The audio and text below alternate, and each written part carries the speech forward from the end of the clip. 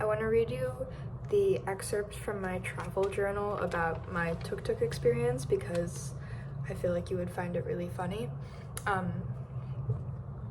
In every airport that I've seen in South America so far, there are signs just before the exit from the security area that say something along the lines of, "Do not trust the fraudulent taxi driver." And then, in every airport in South America, there's a man standing on the other side of that exit who might as well be holding a sign that says, "Hi, I'm the fraudulent taxi driver." They're very aggressive, but the wise thing to do is order an Uber and wave them off when they try to convince you that rideshare apps are illegal in Colombia. Quitos doesn't have Uber or Lyft, and I'm still banned from Didi. I landed sleep-deprived, sunburnt, starving, and without a plan. Taxi, I waved the first fraudulent driver off instinctively, and another man immediately took his place. Tuk-tuk? Do you say tuk-tuk? Fuck it, sure. I tried to set a price ahead of time in a desperate bid to gain some control over the situation, 30 soles, but I was at this man's mercy. I'm in the middle of the jungle, alone, and it's dark outside. I don't know where I am. I don't know where anything is. As I climbed into the back seat, he turned around and gave me a wholehearted, cheery, "Welcome to Quitos," crinkly-eyed smile and everything.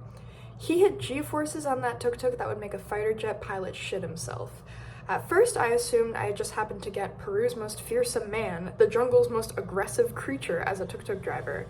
Then we merged with the rest of the highway tuk-tuk traffic, and I realized everyone was like this.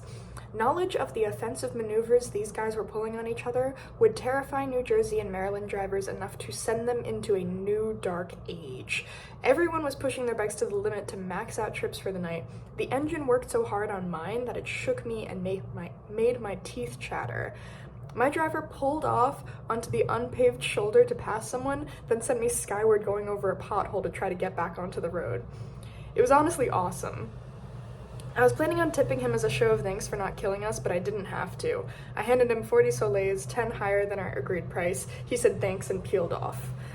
I find myself thinking all the time about what Alon said before our last trip to China in an attempt to soothe the anxieties of a room of first-timers. Every place on Earth seems exotic and foreboding, and then you go and it's like Cleveland. 10 minutes on the ground in Quitos, as I was breathing in the smell of gasoline and hot, wet air, I had my first coherent impression of the city. This is not Cleveland.